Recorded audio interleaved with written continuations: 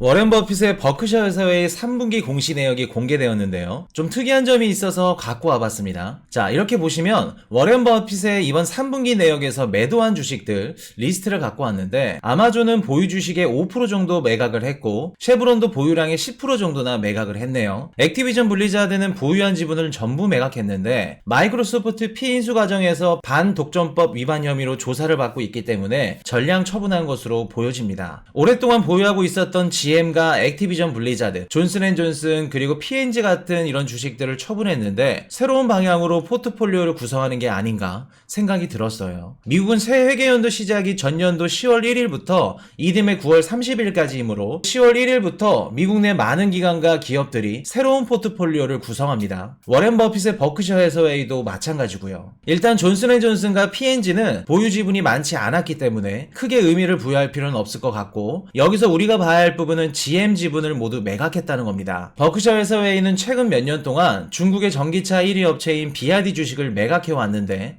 미국과 중국의 갈등으로 인해 지정학적 위기로 인해서 매각을 했다고 말해 왔었죠. 근데 이번에 GM을 모두 매각하면서 이유가 좀 확실해졌습니다. 최근 UAW 파업으로 인해 GM의 누적 손실이 8억 달러가 넘는다고 합니다. 게다가 높아진 금리에 지출은 늘어나면서 자동차 같은 고가의 제품들 수요는 앞으로 줄어들겠죠. 당연히 비싼 가격의 전기차는 수요가 감소할 거고요. 미국이나 유럽 몇몇 개 국가들은 현재 친환경 에너지 정책 전환을 연기하는 추세입니다. 워렌 버핏은 향후 몇 년간 전기차 시장이 좋지 않다는 것을 미리 감지했고 GM 지분을 모두 매각했을 것으로 생각해봅니다. 버핏은 3분기 중에 70억 달러어치 주식을 매각했고 매수한 주식은 17억 달러 정도로 확인이 되는데, 투자 전략과 뛰어난 의사결정 능력으로 천문학적인 수익을 내고 있는 워렌 버핏이기 때문에 시장에서는 워렌 버핏이 매수한 기업에 대해서 관심이 굉장히 많습니다. 자, 그럼 버핏이 이번 3분기에 어떤 주식을 매수했는지 한번 볼게요. 워렌 버핏이 3분기에 매수한 리스트입니다. 이렇게 보시면 버크셔 해서웨이는 리버티 미디어 주식의 두 곳을 재편성하면서 북미 최대 위성 라디오 기업과 미국 프로야구 구단 애틀랜타 브레이브스가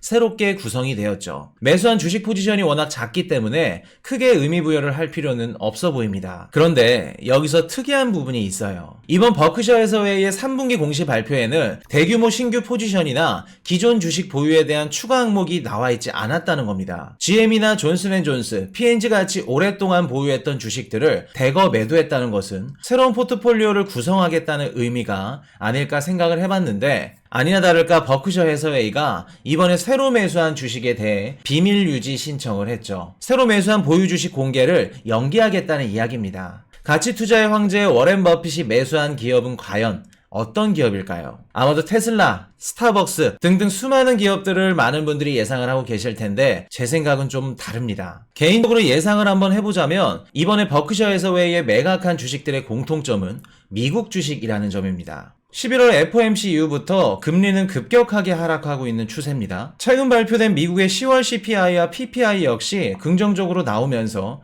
연준의 금리 인상은 이제 끝났다 라는 의견들이 시장에 퍼지면서 금리는 하락하고 있고 달러 인덱스도 떨어지고 있습니다. 보통 달러가 강세로 돌면서 미국으로 많은 자본이 유입됩니다.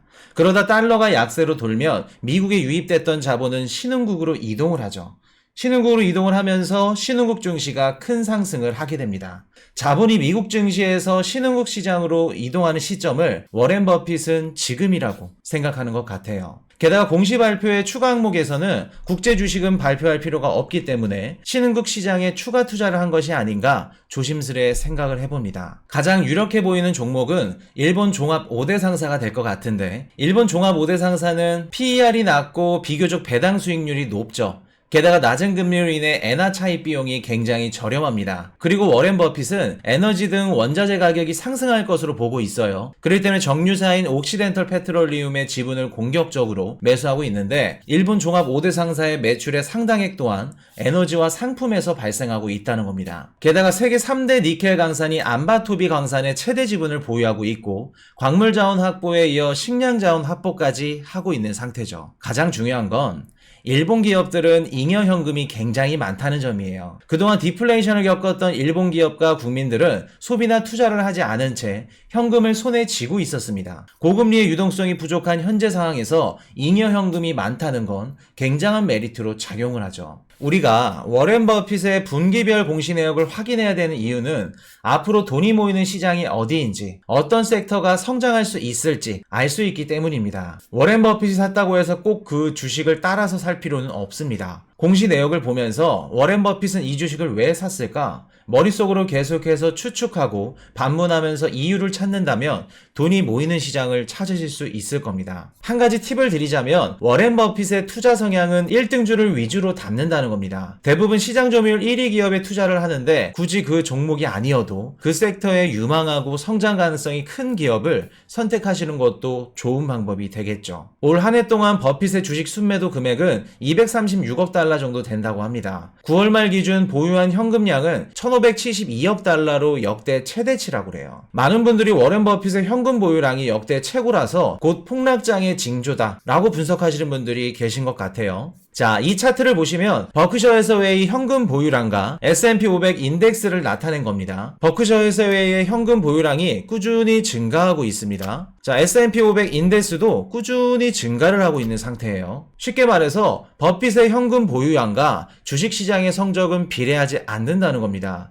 물론 현재 거시경제가 좋지 않기 때문에 일정 부분 현금은 반드시 보유하시는 게 당연한 거겠죠. 하지만 여러 매체의 분석들을 우리가 정확하게 받아들이고 내 것으로 만드는 능력이 좀 더 필요할 것 같아요. 워렌 버핏 투자 철학 중에 1달러를 50센트에 산다는 말이 있습니다. 싼 값에 사서 비싸게 팔기 위해서는 어떤 제품이 비싸게 팔릴지 남들보다 먼저 캐치할 수 있어야겠죠. 현재 바이든과 시진핑의 미중 정상회담 결과가 곧 나올 겁니다. 시장은 기대가 큰 것 같아요. 중요한 내용들이 나오면 정리해서 돌아오겠습니다. 다음이 더 기대되는 좋은 정보로 찾아뵙겠습니다. 지금까지 머니톡톡이었습니다.